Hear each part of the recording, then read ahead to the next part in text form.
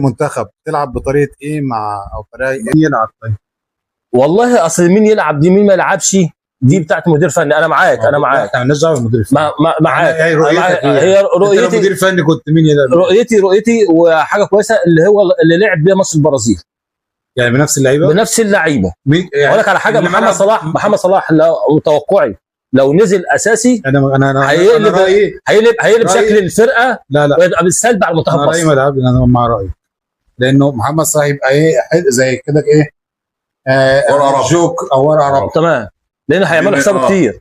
لا هو يلعب العيال اللي الجديده في الشوط الثاني بقى زيكو ده مثلا مع في الشوط الثاني محمد صلاح يلعب ليه بقى؟ ليه بقى؟ في حاجه واحده، هياخد الفرقه لقدام، هياخد منتخب مصر لقدام. فهمتني؟ هيخليها شكل حلو. انت مثلا ممكن يكون مين يلعب يعني يبدا هل اللعيبه اللي كانت بتلعب ماتش البرازيل هم اللعيبه اللي انت كنت عاوزها لو انت مدير فني؟ هم دول ماتش البرازيل. مين اللي ما فيش حد ناقص؟ لا ما فيش حد ناقص خالص يعني بصراحه. مثلا الكابتن حسام ما ظلمش حد. لا انا اقول لك على حاجه بقى، دلوقتي الاعلام كاتب وفي ناس كتير بتتكلم على مصطفى محمد. انا من رايي كابتن حسام هو واخده، ما ياخدوش ليه بقى؟ انا قلت لك الصبح ايه؟ انا ما خدوش. لا انا قلت لك الصبح ايه؟ تمام هو غلط لو ما خدوش. لا هو صح اللي ما خدوش. لا انا اقول لك ليه. رايي ان هو كان محمد كان ياخد. هقول لك ليه بس. اولا هو ما رضيش ياخده عشان تربوي، شغل تربوي. لا انا هقول لك على حاجه. اولا لعيب غلط في المدير الفني بتاعه وغلط في الكابتن بتاعه، فبالتالي لا انا لو مكان كابتن حسام، انا مكان كابتن حسام يعني اخد معلش مش هاخده. يعني اخد واحد عنده 17 سنه على حساب مين؟ هو على حساب مصطفى محمد. ميدو لعب سنه ماشي حلو. ميدو لعب 18 سنه المنتخب مصر الاول. لا يعني انت هتقارن ميدو بعبد الكريم؟ مفيش مهاجم منتخب مصر دلوقتي في الدوري المصري. مفيش. مين كان ياخد؟ لا مفيش. انت مش شايف مين يا لا ما الكوره دلوقتي غير مصطفى محمد، يعني ما كانش في مصر.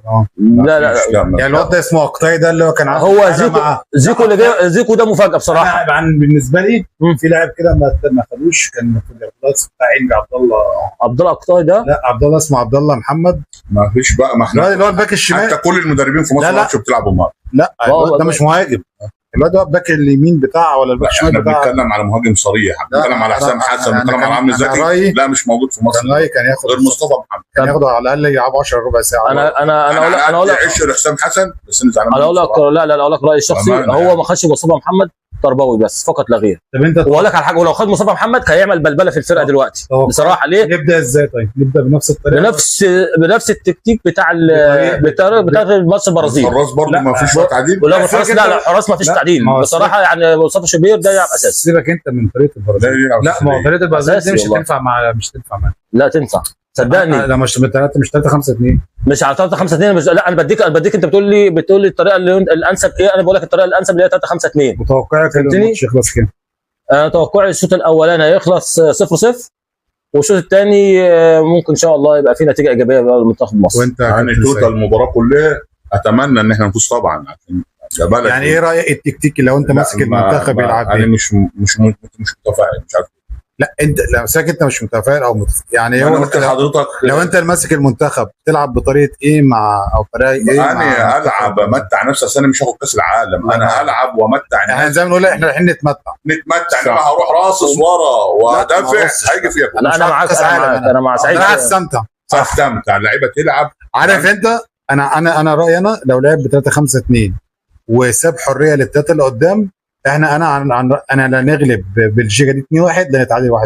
انا مش هنتغلب من بلجيكا. انا في تعقيب بس بالنسبه لحراس المرمى. اخر حاجه بالنسبه لتعقيب في حراس المرمى، هو كان خد احمد الشناوي بس وجهه نظري.